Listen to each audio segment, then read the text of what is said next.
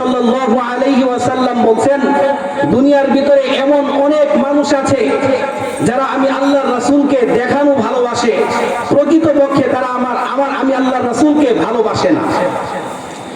এই জন্যই আল্লাহ রাসূল সাল্লাল্লাহু আলাইহি ওয়াসাল্লাম হাদিসে পাকের ভিতরে বলেন, মান আহাব্বা সুন্নতি ফাকাদ আহাব্বানি ওয়া মান আহাব্বানি কানা মাই ফিল জান্নাহ। যে ব্যক্তি আমি আল্লাহ রাসূল সাল্লাল্লাহু আলাইহি ওয়াসাল্লামের সুন্নতকে ভালোবাসবে, মুহাব্বত করবে, সেই ব্যক্তি আমি আল্লাহ রাসূল সাল্লাল্লাহু আলাইহি ওয়াসাল্লামের সাথেই জান্নাতের ভিতরে থাকবে। বলেন সুবহানাল্লাহ।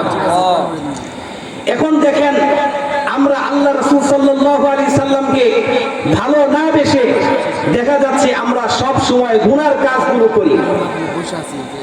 সম্মানিত উপস্থিতি, সময় সবই খুবই সংক্ষিপ্ত, কিন্তু আলোচনা অনেক বিস্তৃত। এই জন্য অল্প সময়ে স্বল্প কথায় কিছু কথা বলবো। আমরা দুনিয়ার ভিতরে গুনার কাজগুলো করতেছি। এই গুনার কাজগুলো করার পিছনে আমাদের তিনটা কাজ আছে, যেই কাজের জন্য আমরা সব সময় গুনার কাজগুলো করি। তিনটা কাজের ভিতরে এক নাম্বার হচ্ছে একাকিত্ব। আমরা যখন একা থাকি সেই সময় দেখা যায় আমরা গুনার কাজগুলো করি। আল্লাহ রাব্বুল আলামিন প্রত্যেকটা কথার উত্তর দিয়েছেন। মানুষ যখন একা থাকে তখন সে গুনার কাজগুলো করে, কিন্তু সে জানে না আল্লাহ রাব্বুল আলামিন বলেন, ওয়া হুয়া মাআকুম আইনামা কুনতুম। তোমরা যেখানেই থাকো না কেন আমি আল্লাহ রাব্বুল আলামিন তোমাদের সাথে আছি। এই চিন্তা ভাবনা যদি একজন মানুষ করে তাহলে সে কখনো গুনার কাজগুলো করতে পারে না। দ্বিতীয় নাম্বার, মানুষ যখন গুনাহ করে সে ভাবে কেউ তাকে দেখতেছে না। আল্লাহ রাব্বুল আলামিন পবিত্র কোরআনে কারীমের সূরা আলাকের 14 নম্বর আয়াতের ভিতরে বলেন, আলাম ইয়ালাম বিআন্নাল্লাহা ইয়ারা। মানুষ কি দেখে না আমি আল্লাহ রাব্বুল আলামিন সে যে গুনার কাজগুলো করতেছে আমি আল্লাহ রাব্বুল আলামিন তাকে দেখতেছি? মানুষ কি এটা বুঝতে পারতেছে না? দেখেন, দুনিয়ার ভিতরে অনেক প্রকার মানুষ আছে। আমরা একটা গুনার কাজ করতেছি, কেউ যদি দেখে তার দেখার ধরন আর আল্লাহ রাব্বুল আলামিনের দেখার ধরন কিন্তু এক না।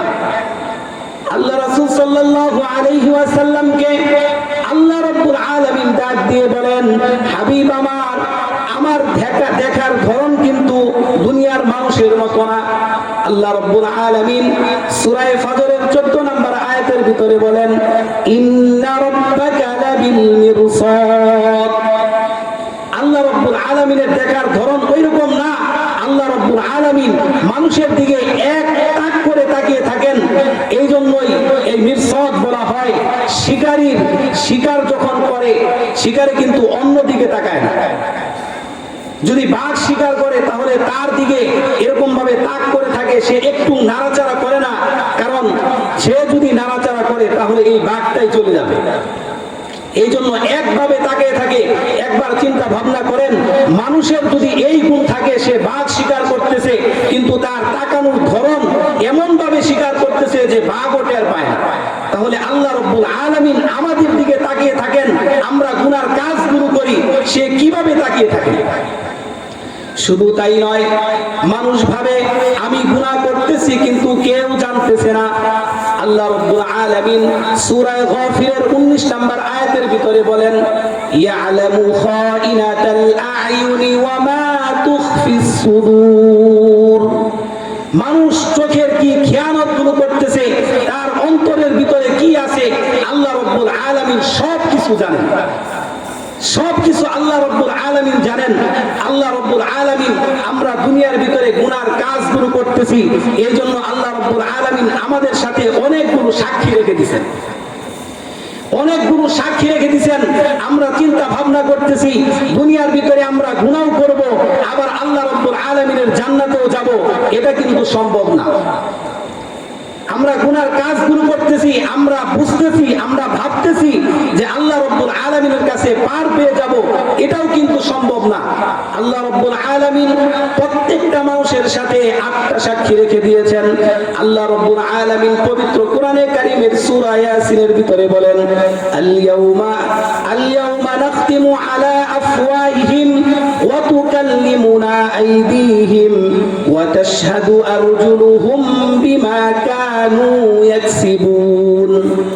আল্লাহ রাব্বুল আলামিন এমন একটা সময় আসবে, বান্দা যে গুনার কাজগুলো করছে এই গুনার কাজগুলো সাক্ষী নেওয়ার জন্য আল্লাহ রাব্বুল আলামিন মানুষের মুখকে মোহর মেরে দিবেন। মানুষের মুখগুলোকে মোহর মেরে দিবেন। তার হাত সাক্ষী দিবে, তার পা সাক্ষী দিবে। আল্লাহ রাব্বুল আলামিন মানুষের সারা অঙ্গের ভিতরে, শরীরের ভিতরে অনেকগুলো সাক্ষী রাখছেন। তার ভিতরে দুনিয়ার ভিতরে যে প্রথম সাক্ষী রাখছেন সেটা হচ্ছে এই জমিনকে আল্লাহ রাব্বুল আলামিন মানুষের সাক্ষী হিসেবে রাখছেন। এই জমিন সর্বপ্রথম আমি কোন জায়গায় কিভাবে হেঁটে হেঁটে গিয়ে গুনার কাজগুলো করছি, কোন গুনার কাজগুলো করছি, এই জমিন সর্বপ্রথম আমার বিপক্ষে সাক্ষী দিবে। দ্বিতীয় নাম্বার, হাত আমার বিপক্ষে সাক্ষী দিবে। আমি কোন গুনার কাজগুলো করছি, আমার এই হাত দিয়ে কোন বেগানা নারীকে আমি স্পর্শ করছি, এই হাত আমার বিপক্ষে সাক্ষী দিবে। আমার পা আমার বিপক্ষে সাক্ষী দিবে। শুধু তাই নয়, মুসলমান ভাইরা রে আমার যে শরীরগুলো আছে এই শরীরটাও আমার বিপক্ষে সাক্ষী দিবে। আমার চোখ সাক্ষী দিবে, আমার কান সাক্ষী দিবে। আল্লাহ রাব্বুল আলামিন অন্যত্র আয়াতের ভিতরে বলেন, হাত্তা ইযা মা জাউহা শাহিদা আলাইহিম সামউহুম ওয়া আবসারুহুম ওয়া জুলুদুহুম বিমা কানু ইয়ামালুন। আল্লাহ রাব্বুল আলামিন বলতেছেন, তুমি দুনিয়ার ভিতরে যেই গুনার কাজগুলো করতেছো তোমার এই বিপক্ষে তোমার চোখ সাক্ষী দিবে, তোমার কান সাক্ষী দিবে। শুধু তাই নয়, আল্লাহ রাব্বুল আলামিন বলেন, আমি যে তোমাদেরকে এত সুন্দর করে সৃষ্টি করেছি, তোমাদেরকে আমি এত সুন্দর চামড়া দান করেছি, এই চামড়াও তোমার বিপক্ষে সাক্ষী দিবে। এই চামড়াটাও তোমার বিপক্ষে সাক্ষী দিবে। আল্লাহ রাব্বুল আলামিন পবিত্র কোরআনে কারীমের ভিতরে বলেন, ওয়া ক্বালু লিজুলুদিহিম লিমা শাহিদতুম আলাইনা ক্বালু আনতাকানা আল্লাহুল্লাযী আনতাকা কুল্লা শাই। এই চামড়া যখন আমাদের বিপক্ষে সাক্ষী দিবে তখন আমরা এই চামড়াদেরকে গিয়ে বলবো, হে চামড়া, দুনিয়ার ভিতরে তুমি আমার সাথে লেগেছিলে, আমরা তোমাদেরকে কত যত্ন করে সাবান দিয়ে ঘষে ঘষে তারপরে তোমাদেরকে আমার শরীরের ভিতরে যত্ন করে রেখেছি, আজকে তুমি আমার বিরুদ্ধে সাক্ষী দিতেছ।